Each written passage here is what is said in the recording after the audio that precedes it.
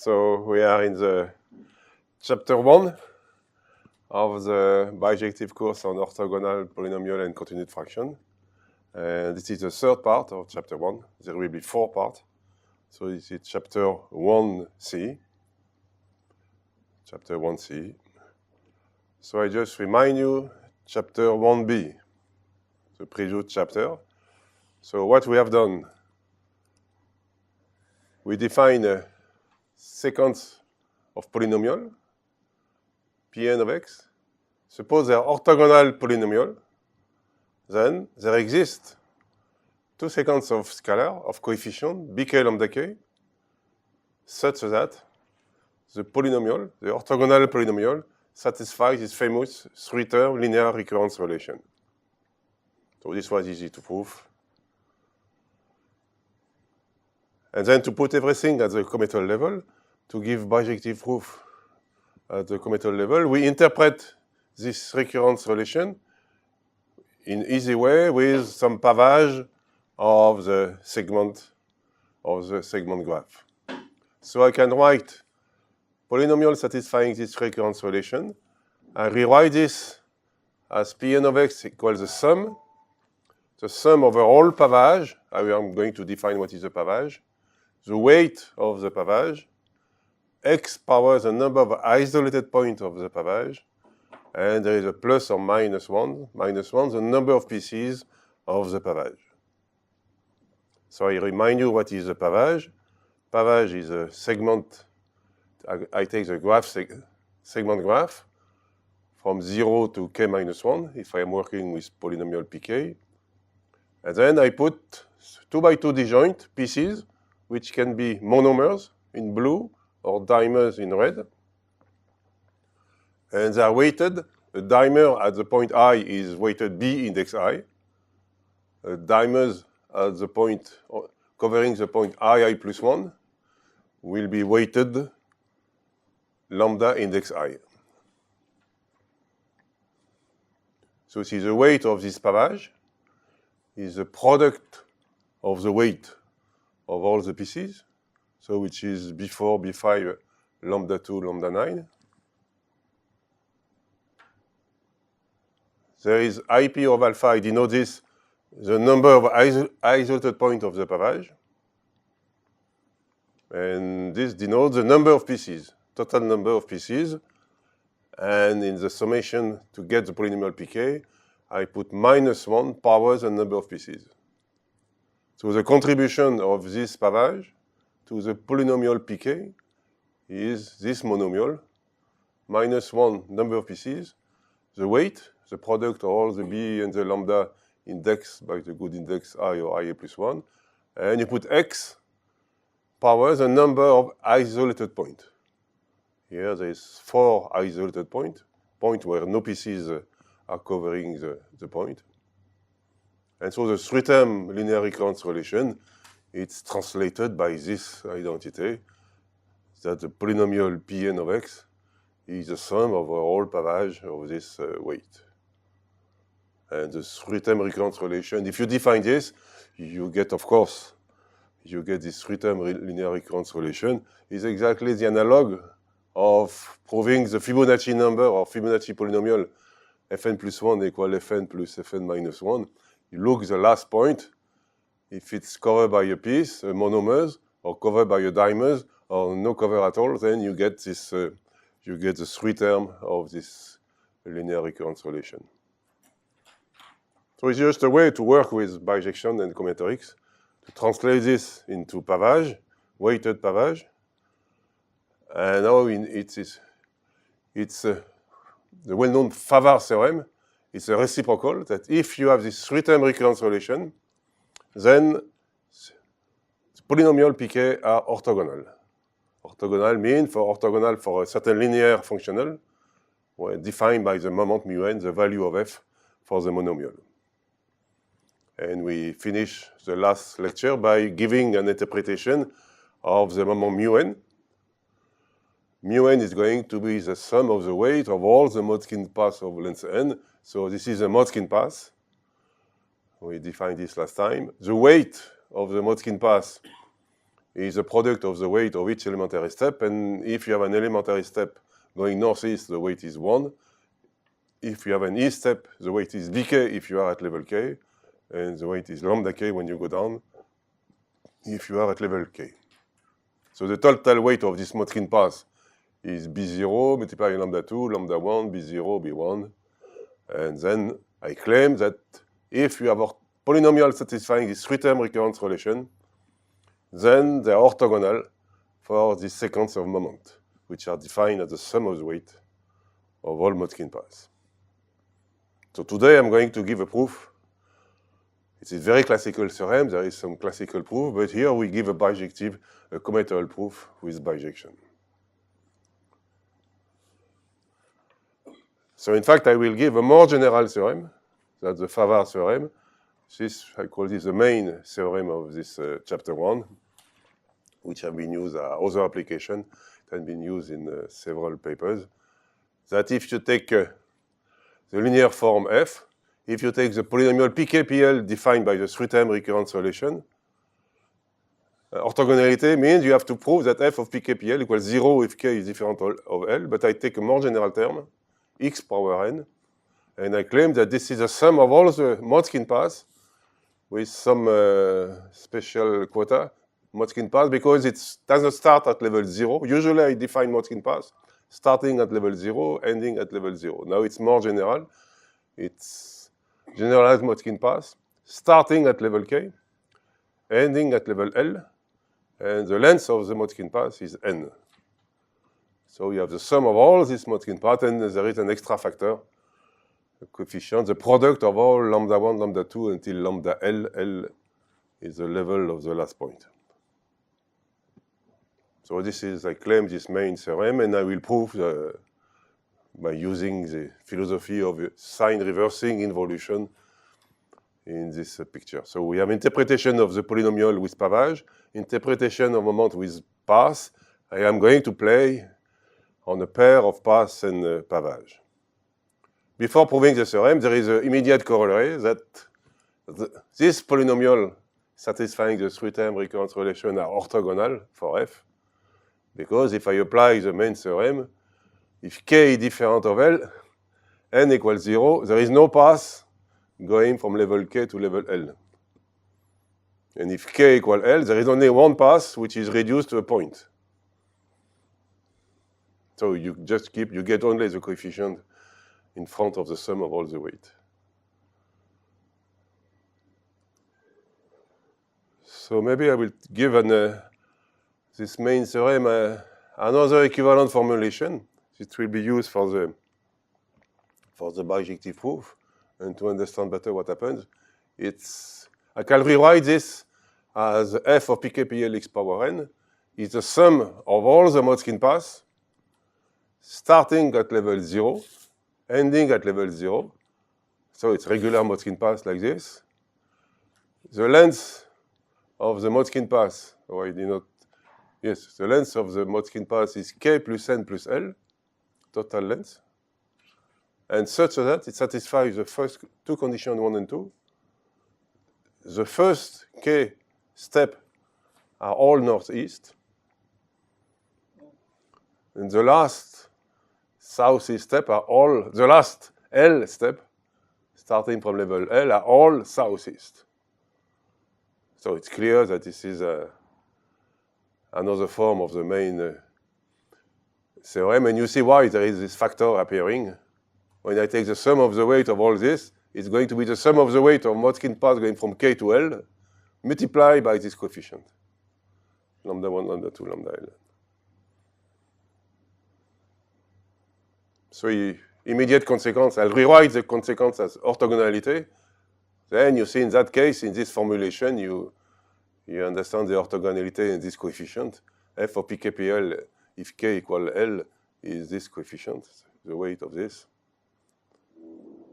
So I am going to work as with the sign reversing involution.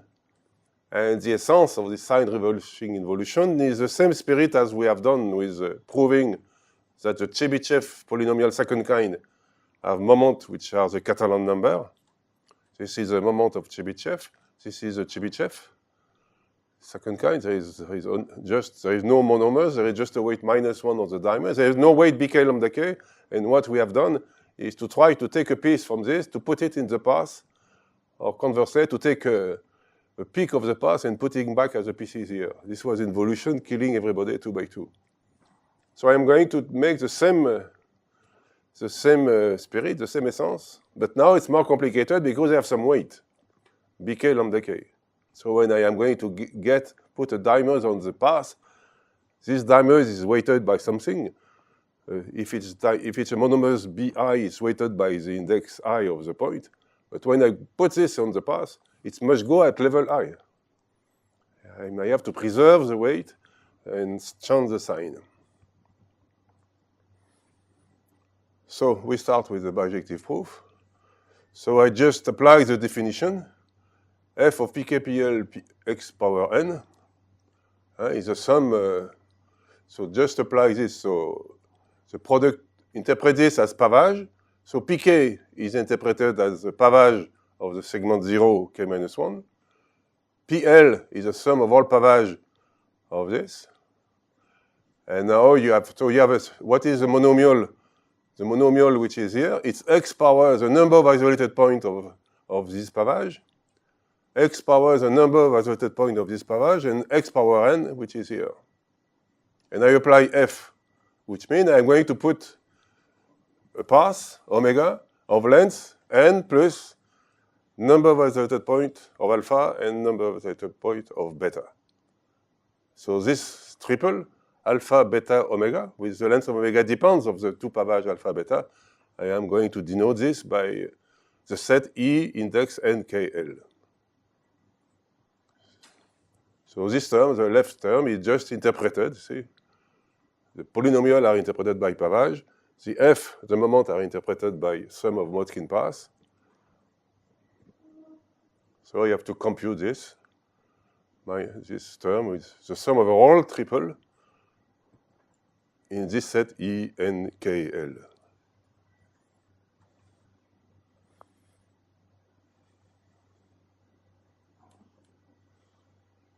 And I make a picture to underlying to see what really in a pictorial way. So you have to, this set alpha, beta, omega of E, N, K, L.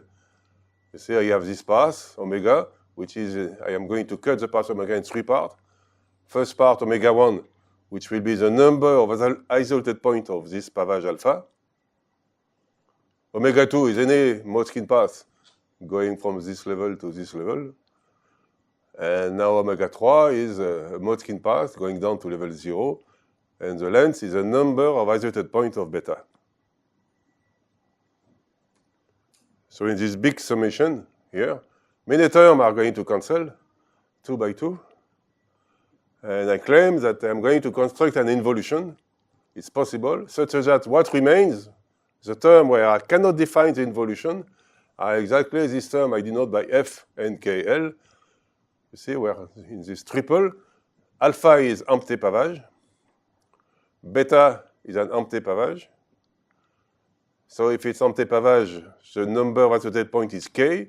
So the length of this omega 1 will be K.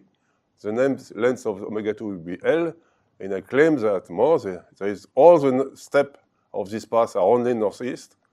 All the steps of this path are only southeast. So I denote by FNKL, you see, this triple. And I claim that this big summation, which was here, is going to be reduced to a summation by the involution on this set. And if I get an involution which cancel the term 2 by 2 on this set minus this one, I will prove my main theorem. So we have to construct an involution on this set. It's not defined on this subset. And the involution to any triple, I associate another triple. It's a sign reversing involution. So the term are going to cancel because there will be also a weight preserving. The total weight of the triple will be preserved in the involution, and it's a sign reversing. And this will get a proof of my main theorem. So construction of the involution. So you start the general term, alpha, beta, the triple alpha, beta, omega, omega which is split in omega 1, omega 2, omega 3. So what I am going to do is, first, I will work on this part. I am going to do the analog of what I have done with proving the Chebyshev in the previous chapter. I will try to move the pieces from this to this, only from this pavage to omega 1, so that they cancel, preserve the weight. So I will do a first involution here. And then I will do a second involution here. Once I will have cancelled everybody here. Remaining, once alpha will be empty, this will be just a straight line going like this. So I denote by, the first involution will work on all triple except on this triple where alpha is empty. First step are all northeast. So I denote by L for left. The first involution will work here. It will cancel everybody. What will remain is this. And then also there is dually an involution on the right. I denote this triple, special triple, well, all this is southeast and beta is empty. I denote this triple by R for right. And the intersection of the L and the right is exactly this, what I have denoted by F. Combining the two involutions, I will cancel everybody, and what will remain is this, which will give me a proof of the main theorem. So let's start with the general triple, and let's work only on the left part, only between alpha and omega 1. Remain, I don't do anything on omega 2, omega 3, and on the right part. And we are going to define an involution. So you have to decide one of the piece here is going to go to be lifted at the path. One of the level or one of the peak of the path is going to be pushed down on the pavage. So I denote by H for a triple in this set minus the subset where the involution will not be defined. I denote by H alpha the smallest index I of the segment 0, k minus 1, which is occupied by a piece. It can be a monomers or a dimers. So you take the leftmost, look the leftmost pieces of the alpha, and you denote this by H of alpha. Maybe there is, if the pavage is empty, then I will denote this by infinite. If you look for the leftmost piece, you go, it's a convention to do this. Now for the path, I denote by H of omega, or it should be H of omega 1. I just look omega 1. It's the level of the starting point of the first elementary step of omega 1, which is east or southeast. So this is a picture. So you look omega 1, and you, from left to right, you look this path, and I denote by J equal H of omega, the level of the first piece I met after a sequence of northeast steps, so which can be a blue or which can be a southeast step. So you look these two index and you compare them. So these two index cannot be both infinite because it means I am on the subset where the involution is not working. So there is two cases. H of alpha is less or equal to H of omega. Second case, H of alpha is bigger than this. And I define the involution. I'm going to do something.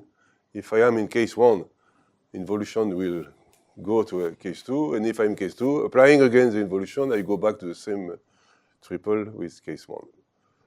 So in case 1, you delete where H of alpha is less or equal to H omega. So the leftmost pieces of the pavage is on the left, more or less on the left of the first piece, which is northeast on the path. So you delete from the pavage alpha the leftmost piece, which can be a monomers or a dimers. For denoting I equal H of alpha, this index I have defined. And then you incorporate, you add this blue level or this dimers, you add it on the path omega 1. How do you add? As a step,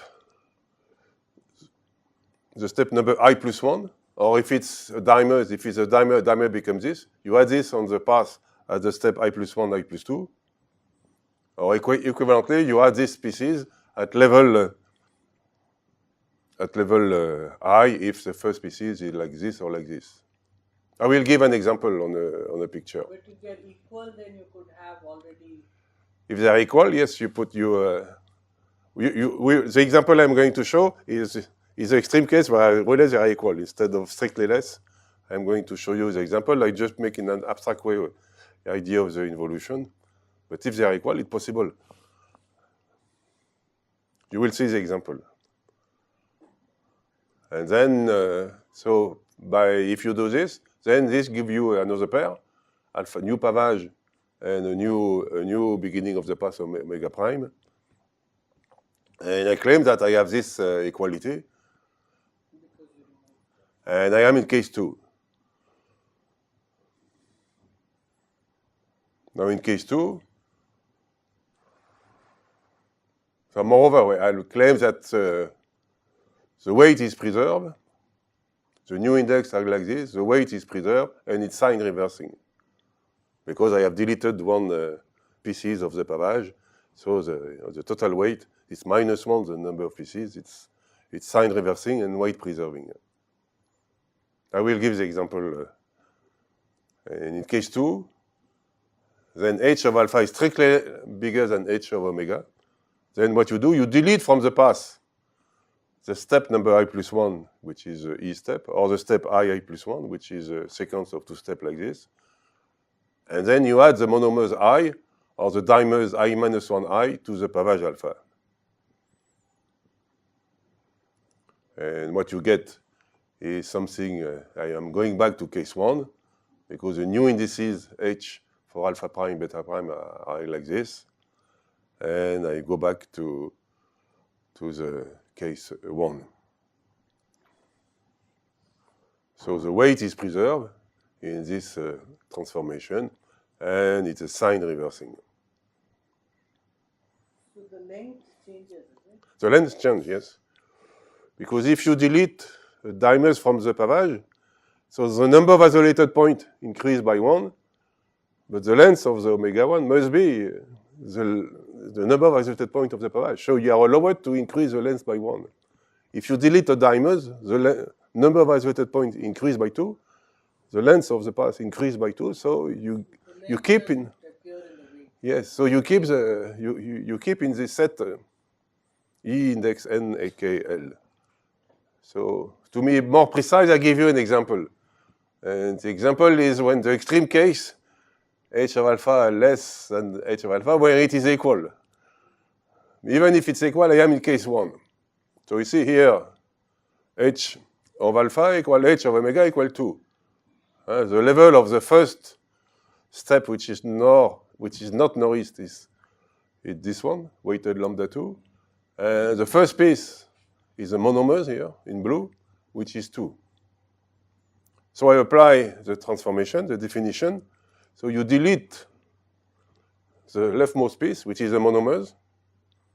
You delete it from the pavage, and then you add it in the path as being a step number I plus 1.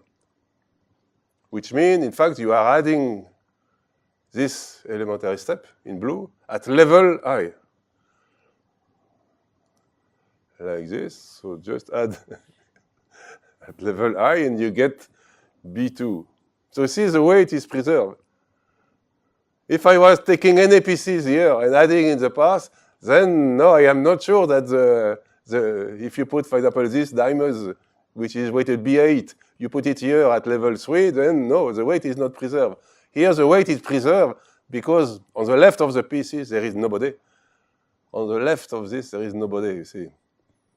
So in fact, putting in the path at the right position, as I was doing for Chebyshev, you are sure that what you get, the level will be exactly the index.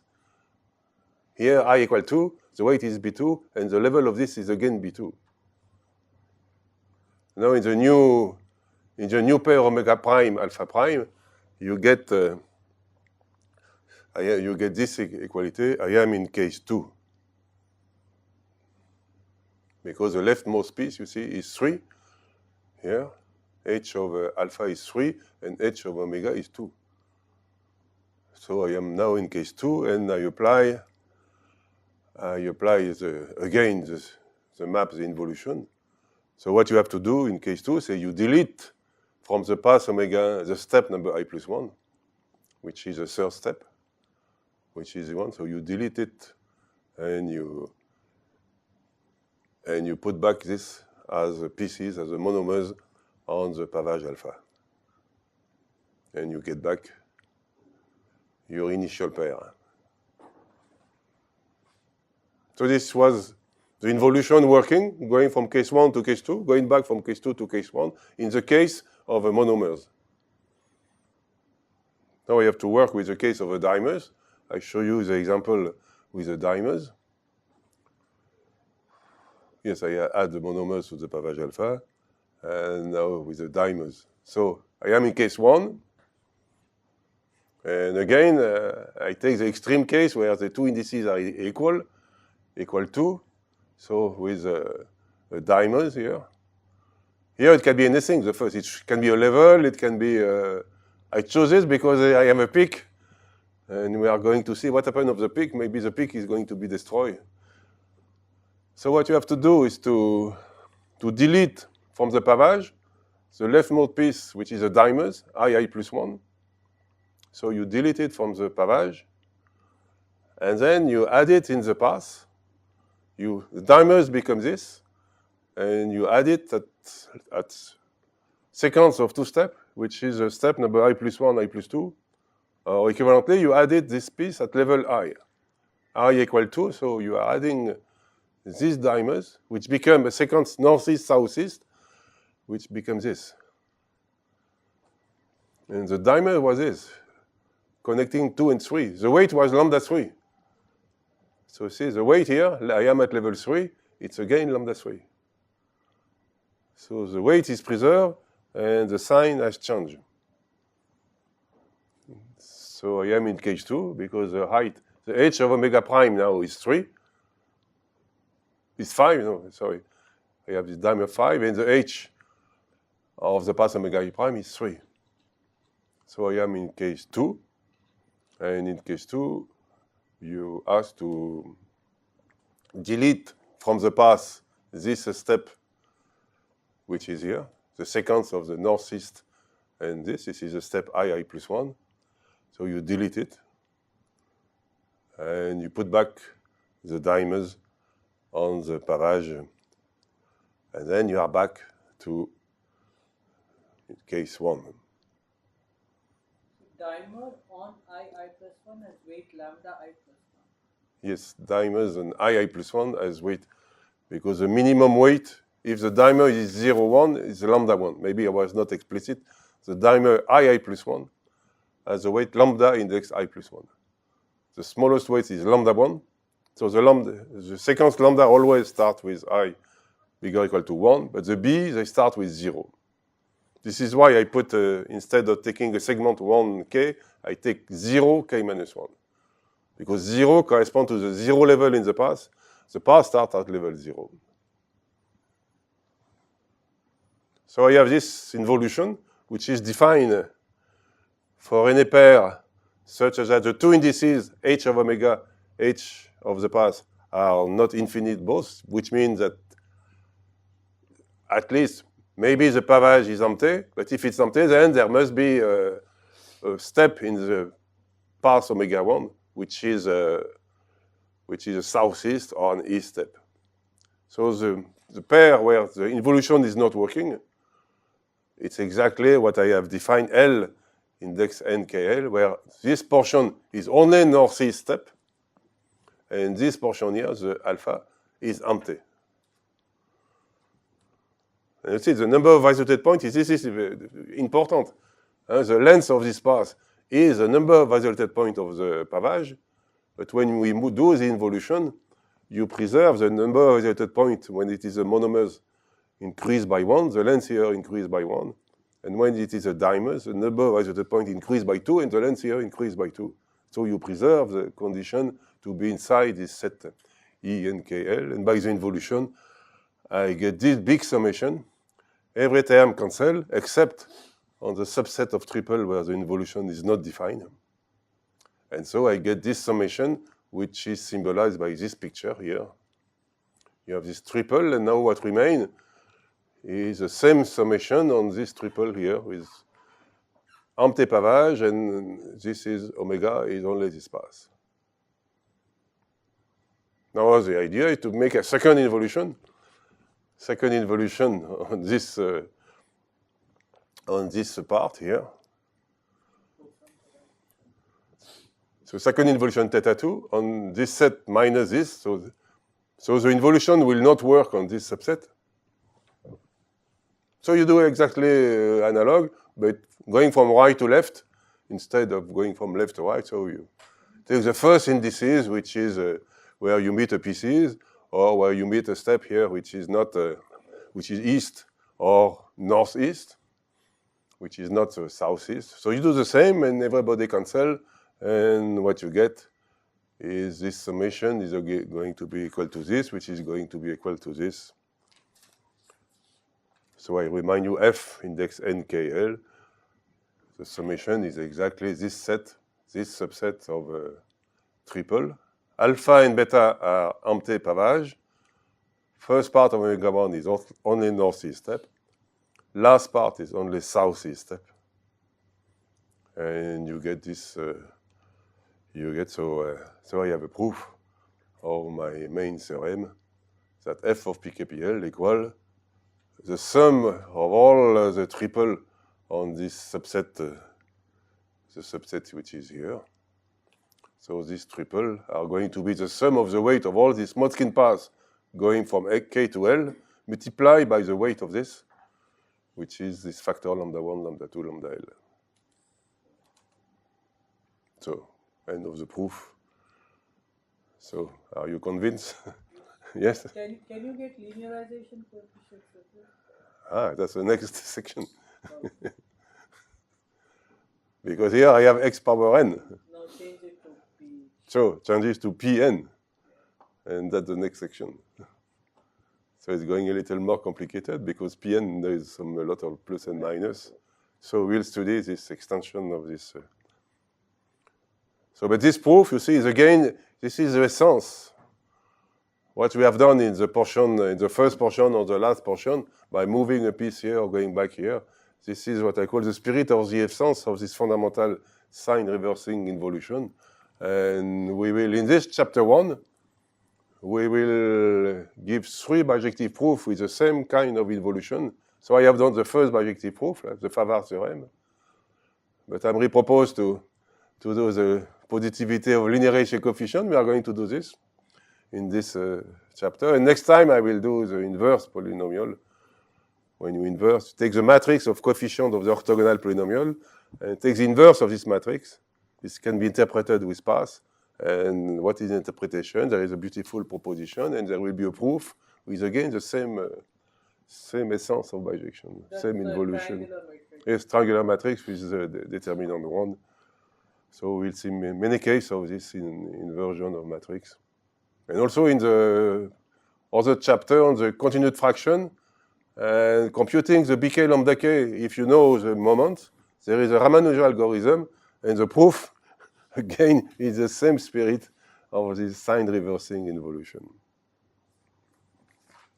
But before going to prove some positivity result to work with the linearization coefficient, so to get the f of a triple of 3 orthogonal polynomial, first I give some immediate corollary of this main theorem, is that lambda k, the coefficient lambda k, can be expressed from the polynomial f pk and from the linear form from the moment. Because f of pk to the square, if you apply the the general main theorem is going to be this. N equals 0. There is no path omega 2 in the middle. And so there is only one configuration. And the weight of this is the product lambda 1, lambda 2, lambda L, or equal or lambda K. If you divide by this, then you get lambda K. There's no simpler proof? There is no what? What is the question? Should there be a simpler proof? Simpler proof, yes. Yes, there is simpler proof, of course. There is some, but here we try, of course. This is the spirit of, sometimes some bijective proofs people complain, but there is a proof with 3 lines, and why do you make 3 pages or 4 pages of bijection, everything? And, but I have given an example with, with the Askew-Wilson integral.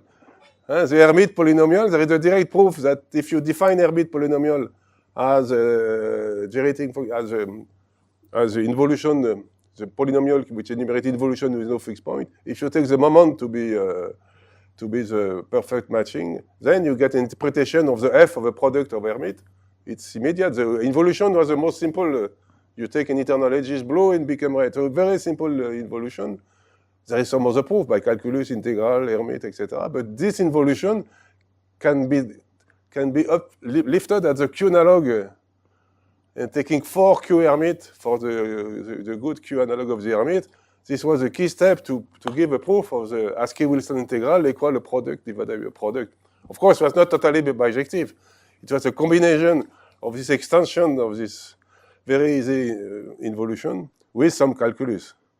But with the, I already say, with Denis Stanton in one afternoon, we solved it. He asked me, what is the f of a product of 4 Q Hermite?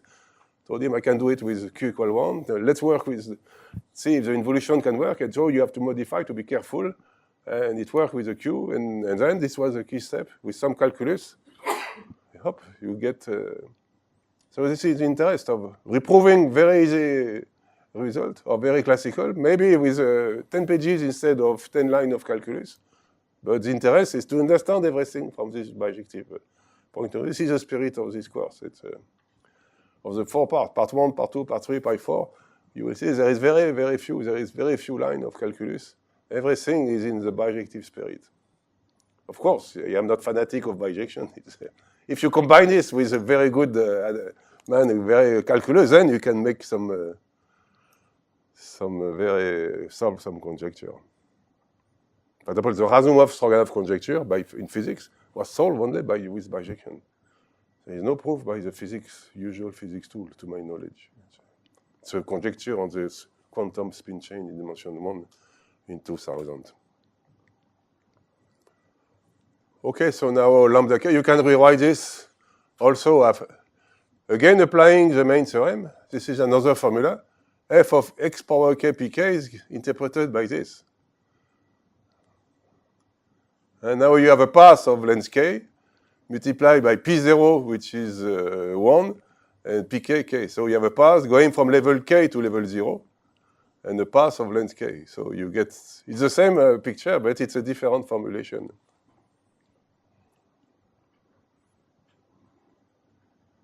Okay, It's surprising that both the formulas are yes, both formulas come from there are different interpretations of the main theorem. Here n equals 0, the path is, but here the path is n equal k, which is here the path. Going from level k to L equals 0 now. Second corollary for the bk, I can also compute the bk. So what if f of x pk to the square? So now the path omega is length 1. It's going from k to k. And if you prefer this picture, so f of x pk to the square equals this. And if you divide by f of pk to the square, this cancels this term here, lambda 1 or 2, and you get exactly bk. You get exactly this bk.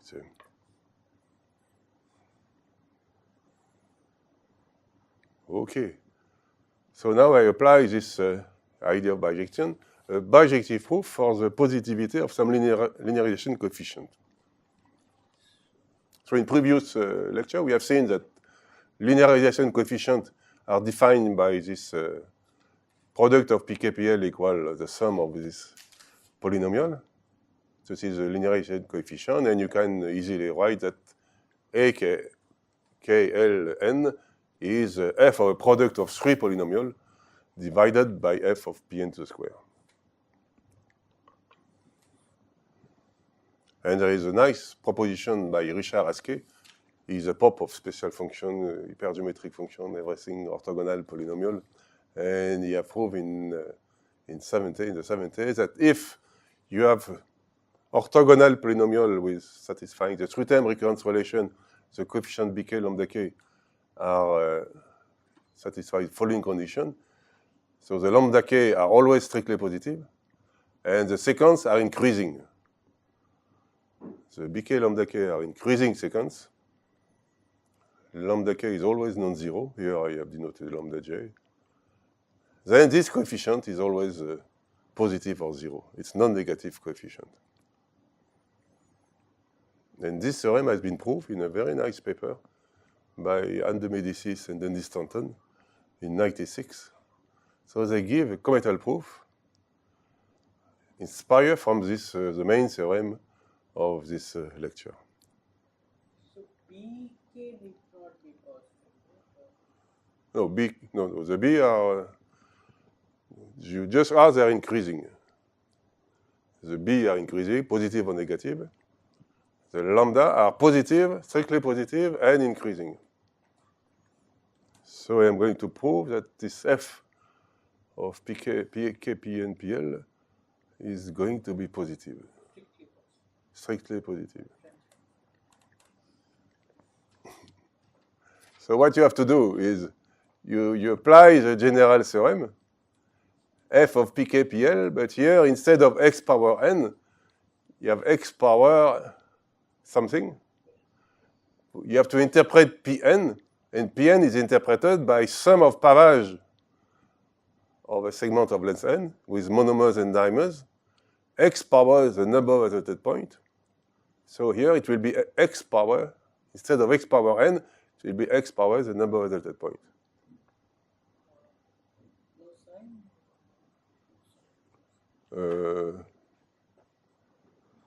For the moment, it is f. The sign when I am going to, Oh, F. it's f, it's just f. I replace pk, PN, just f is linear, replace pk by the sum over all pavage.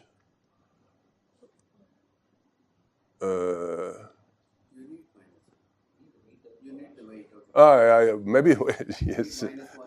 There should be the -1 power the number of pieces and the weight of the pavage. Of course, yes. I forget the. Maybe it should appear. Okay, here it's. Okay, here is better. Okay, sorry. So f of p. So I write Pn. Pn is going to be the sum of a whole pair alpha and omega. So alpha is a pavage with a coefficient, sum over pavage, the coefficient of x will be x power number of isolated points. And so you will have v of alpha, -1 the number of pieces of the pavage, and v of omega. Omega is a path going from k to L. And this summation, you see, is a sum over all possible pavage of 0 and -1. It's come from this expansion of Pn. Omega, it's a Motzkin path going from k to L. Here I'm applying the main theorem. Instead of x power n, it's x power the number, x power number of isolated points.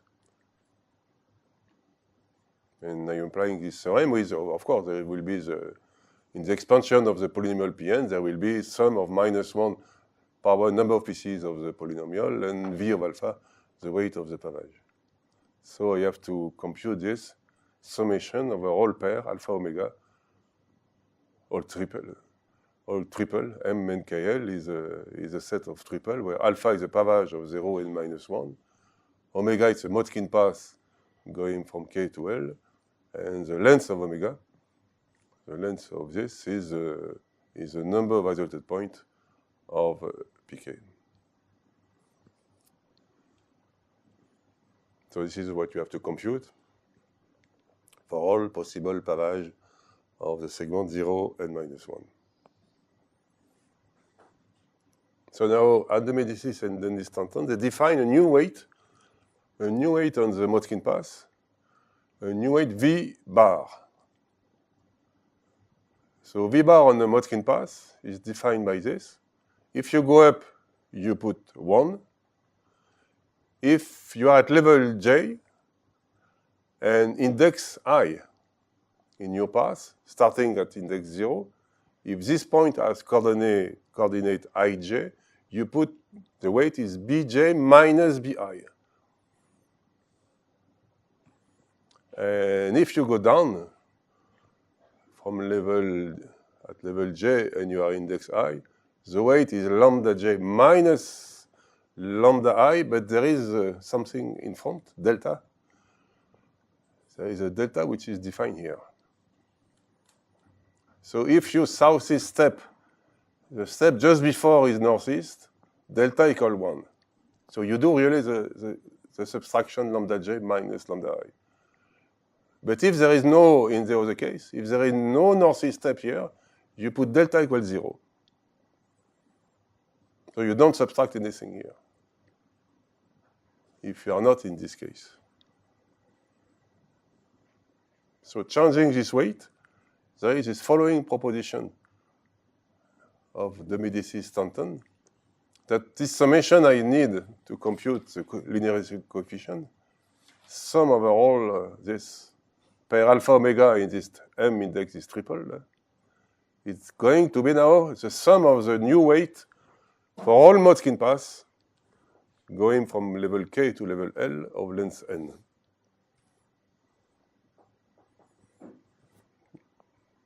So I claim this proposition. Say you have changed. The main theorem was I have to make this big summation, which came from the main theorem, replacing x power n by the coefficient, the expansion of Pn. So I have to make this big summation over M and KL, or this pair.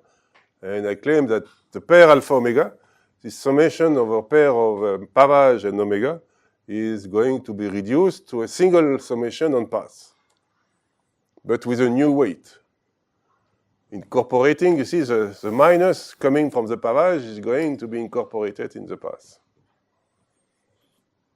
The spirit is like when you lift one of the piece of the pavage. You lift up, the weight become minus, so if it is bj, it becomes minus bj. Here it's like if I am lifting everybody, trying to lift everybody at the same time. So this is the proposition, I give a proof. The proof is it's the same spirit. You remember when I was with the Hermite, the linearization coefficient of Hermite, f of a product of Hermite, changing a blue edges to red edges internal. Then I can work without involution, making a summation over all plus 1, plus minus 1 powers a number of internal edges. So I can avoid the involution. It's the same spirit. So here I am going to avoid the involution by making a kind of summation analog to what we have done for Hermite. So to prove this theorem, I define a map psi. Psi is a map going from a pair alpha omega. I have to sum in the first summation. I have to sum over all pair in this set. Psi is going to map this pair to a Motzkin path.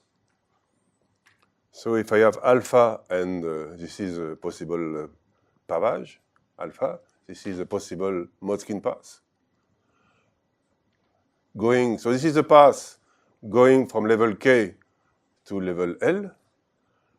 So this is a weight, you see. This is an example. So I have a weight bk. Here the weight is lambda k plus 1, lambda k. Here is my pavage with the weight minus lambda 3 minus b5. And the map psi is going to define a unique Motzkin path eta in the following way. So look carefully what I am going to do. You see this, there is how many steps? There's 4 steps, which is exactly the number of isolated points. There's 4 isolated points. So these 4 steps, I'm going to push them in the same order on the isolated point in the following way, and you put the weight on it. You see you split your path on the related point. You put them in the same order as it was for the related point. Now you transform these dimers, you transform it to northeast, southeast step, like this. This monomers, you transform it at the east step. So you have a sequence of steps with some weight. So the path was starting at level K, ending at level L. So I'm going to write this sequence of steps as a path, which is this one. If you follow east, northeast, northeast, southeast, southeast, so you get a path which starts at the same level, K, ending at the same level, L, because in your previous path you are inserting level or you are inserting pieces like this. So the starting level and ending level does not change. So this is my path eta. And if you want to keep the weight, the valuation, so you will have, you have bk minus lambda k. So some weight come like the minus bk or minus lambda, no, this is minus lambda 3, minus b3. It comes from the pavage. And this weight, which are plus, come from the previous path. So you have a mixture of this weight here, which are positive, and the weight of the pavage, which was minus lambda 3 and minus. So when you do this map psi, a pair become a unique path, and with this weight. So you get a Motzkin path going from K to L with a certain weight. Now I claim, so I put, I go back to my pavage, and you see these dimers correspond to this peak, these monomers correspond to this level. Of course, if you put, for example, if I change my pavage, so this was the path, omega, yes. But suppose I had a monomers here,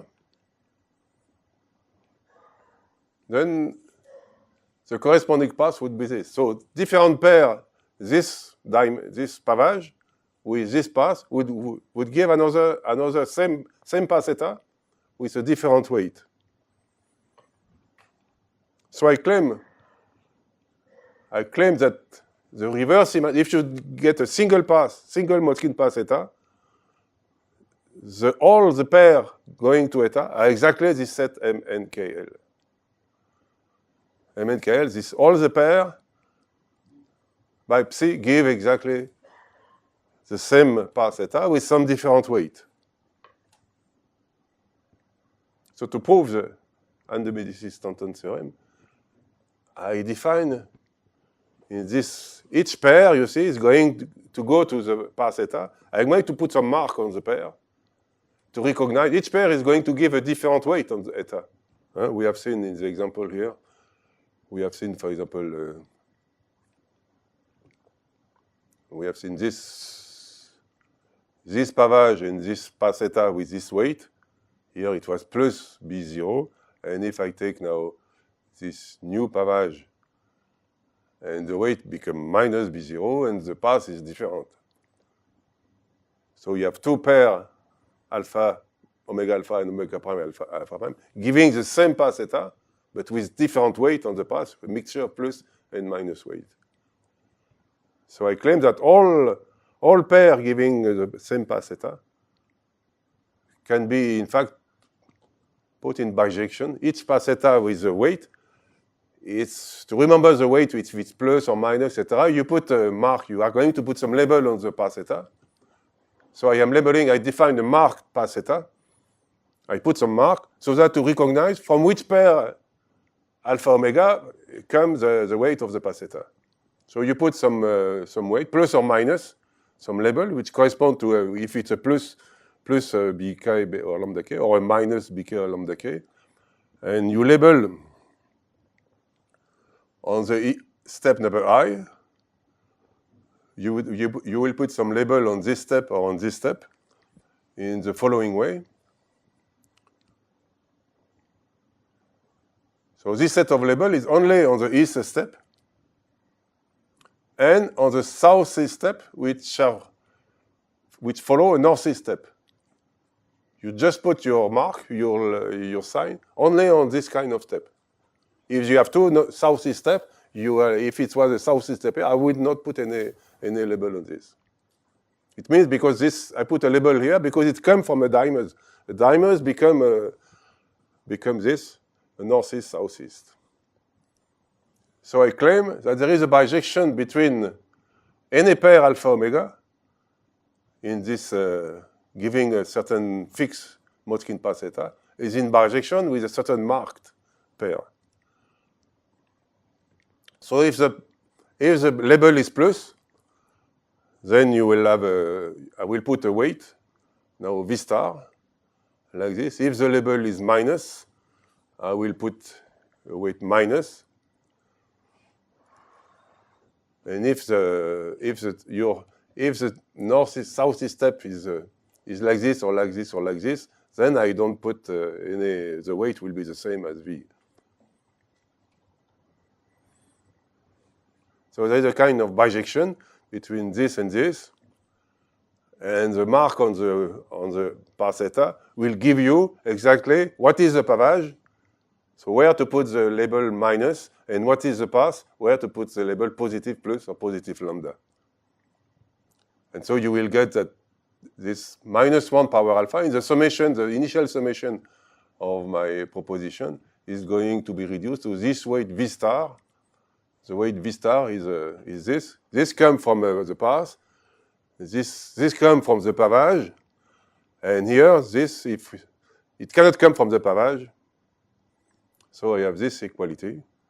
And so now I take this big summation is going to be the sum of the weight of all this, which is exactly equal to this.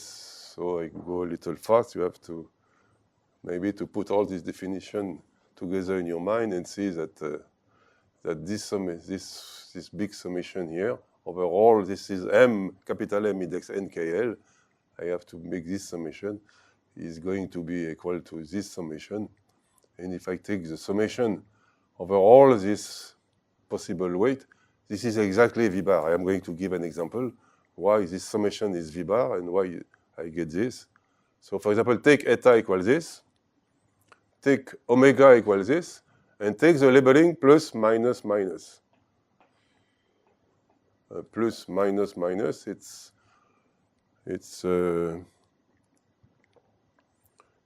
give you plus minus. I am lost. It's a plus minus minus. So you put, you see, you put this come. So this should be from the path. These two fixed points correspond to part of this path. So you have a plus, so you put a plus B2. Now this part with a minus here, you are allowed to put the minus. So this summation with the weight, with the labeling minus, means that this comes from the pavage, and you get minus lambda 3. Now the weight minus here means that this comes from again from the pavage. So this labeling plus minus minus give you the pavage alpha, and the label plus give you the weight of this one. And so the weight V bar, given the total weight, the sum of all possible weight, is the weight V bar, which is exactly the product of all this.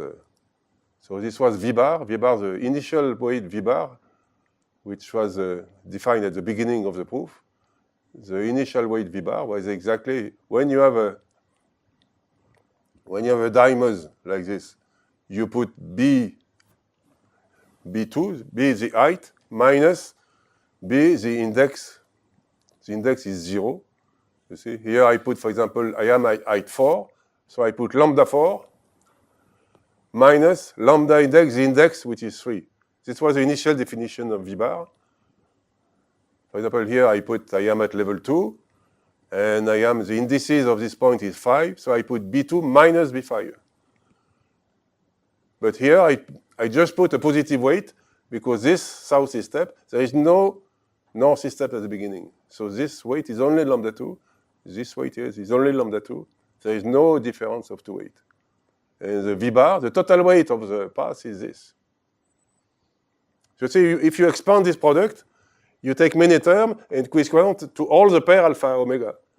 With some part come from the pavage, some part come from the path, and all these pair, I define them as a labeling of the path theta with plus, minus, to have the bijection between the pair alpha omega and the path. So it's like concentrating all the weight in the big summation alpha omega. You concentrate all of them on a single path theta with some this weight, which is some come from the path, some come from the pavage. It's like lifting everybody, which is possible to lift. Now you're doing it. So no, there is no involution. No, but after Yes. this, to prove positivity. No. Special case of this, we will see, can reduce to involution. But let's go back. So this is f of pkpn is this big summation. So up to the factor lambda 1, lambda L. There should be a factor lambda 1, lambda L here in the main theorem. So I can rewrite this. You fix the Motzkin path. Sum of Motzkin path going from K to L. You fix the Motzkin path theta. And for this fixed Motzkin path, then you have to sum over all pair alpha omega giving eta. All the pair giving eta, which is going to be exactly the weight V bar of eta. You say I have concentrate all this pair, all this weight. Now I sum over the Motzkin path V bar of eta. So I have proof, this gives a proof of the Médicis-Stanton theorem that f of pkpl equals sum of this, up to the factor here. So it's not finished, the proof of Aski's theorem. Now we have to prove that this summation, is it positive or there is a mixture of term. We have seen B2 minus B5. So even if the B lambda are all positive, it's not necessarily positive.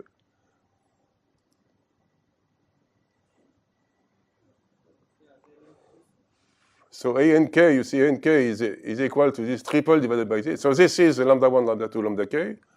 F of this, so this coefficient is equal to this divided by this. So I have to concentrate on this summation and look carefully. If I take different path theta, like this, you say, I take different path theta, but with different level. The same path theta starting at different level. And here you have the weight. So you have different weight, you see. And sometimes, you see, the weight is 0. It happens the weight is 0. If the starting point, the weight will be 0. One of the weight, for example, here you have a B3 minus B3, no, B5 minus B5. So one of the weight of the path theta will be 0. Each time you have a starting point on the diagonal. If it is east, it will be 0. And if the starting point in the diagonal, it must be preceding by a north-east step. Here, for example, this point in the diagonal, but I have not subtracted the. So sometimes this cancel, you see. So this corresponds to a certain involution. When there is a cancellation, it corresponds to an involution. When there is no cancellation, it does not correspond to an involution. So now we have to prove that, Aski's theorem, that the total product of all this is positive when the sequence bk and lambda k are increasing. But now the trick is that because it's symmetric, the product pk, p, and pl is symmetric, you can always suppose that n is less or equal to L. So if n, like this, the path going from k to L with L is bigger or equal to n, which is the length of the path, so all the path is above the diagonal. So if you look at all these terms are positive. When it's increasing, when the steps are above the diagonal, if you go back to here, you see the portion of the part which is above the diagonal give you bi minus bj with I is bigger or equal to j. So if the sequence B and lambda k are increasing, all this term will be positive. Below diagonal, there will be some negative or maybe zero. All this term, because of the symmetry, I can always suppose. And so this is the end of the proof of the ASCII theorem. Does it also prove the converse? No, the converse.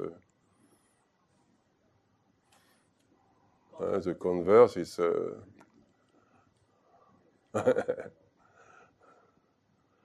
should be able to find at least one. Maybe you Maybe you should be able maybe- to find at least one coefficient. maybe there is more positivity. You have to look carefully. But the easy part is to say, okay, when all the steps of this path theta are above the diagonal, all terms are positive. If bk and lambda k are increasing sequences.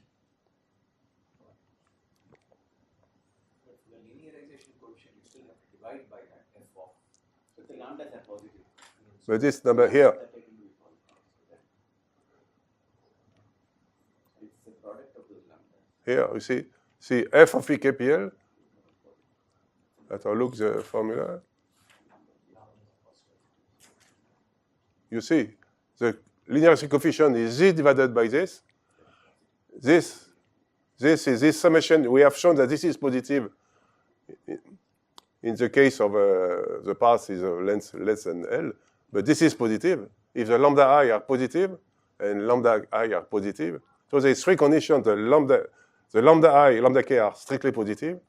The bk are increasing sequence, and the lambda k are increasing sequence. There is also this denominator. I mean, what have you shown? Did you just show that the numerator is equal to denominator? We have shown that Because it's just lambda 1. the denominator is this from the main theorem. The denominator is positive, and the numerator is a positive term multiplied by this, which is positive. Yeah, denominator should be pk square. The denominator. Pn square. Okay. Then, no, that is lambda 1 to lambda. Lambda 1 to lambda. Lambda k. Oh, sorry. Lambda n. Yes. Lambda 1 to lambda n. Okay, sorry. I forget. No, this yesterday I want to change this line and I write this line and I forget to. I write in the wrong way. This is lambda n here. You have to correct. And here lambda L. So you have to divide this by this. By the way, once you divide this by this and sum by this, so this is symmetric in K and L. So maybe it's not obvious to see the symmetry. There should be maybe interpretation in three-dimensional with NKL. I was looking, preparing this lecture, I have a three-dimensional interpretation. When you really see the symmetry for this coefficient. You have this product, K, L, N.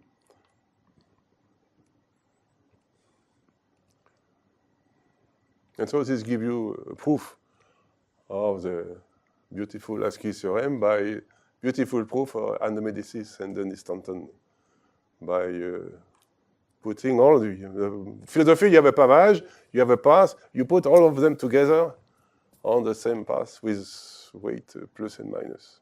But Yes? it may still not say what it counts, right? Because some negative term. Yes, so. But in their paper, it was a paper in the proceeding of the American Mathematical Society. I think they do more theorem. They do more deeper theorem than the ASCII theorem. They prove some other theorem. This is the first page of the paper, the most simple case. But the philosophy, see, I want to go back now to the involution, back to the main theorem. And I'm going to show you that we can get the main theorem by applying this same idea. So the main theorem was this, f of pk pl x power n equals this. And what we have done is the first involution, see, was to work on this.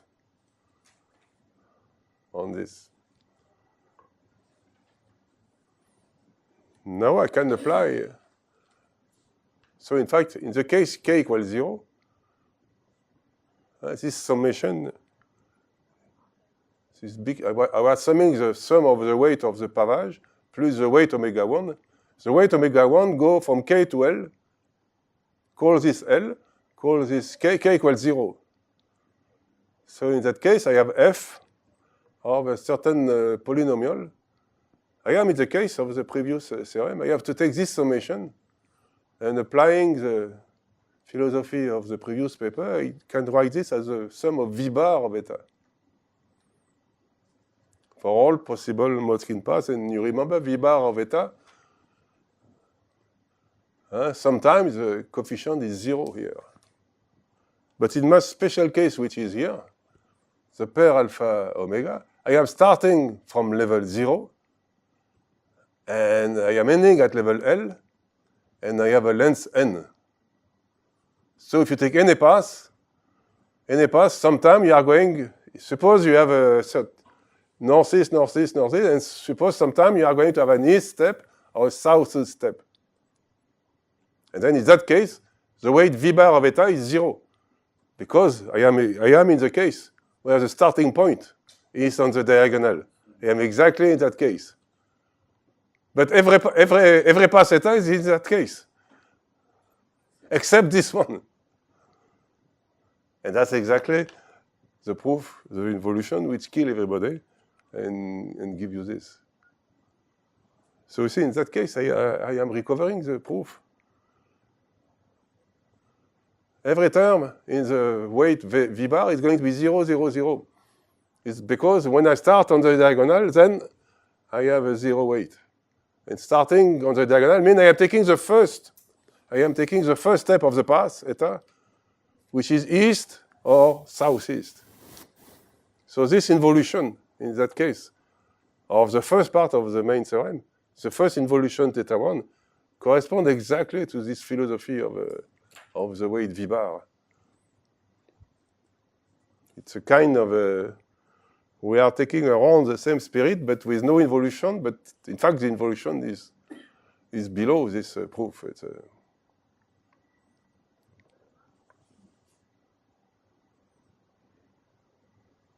and so this is a special. I can reprove this main theorem by using the same idea with the weight v bar of a path theta.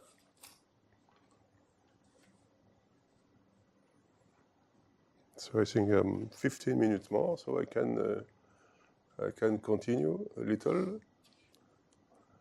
So now we have seen that moments are interpreted by sum of the weight of Motzkin paths.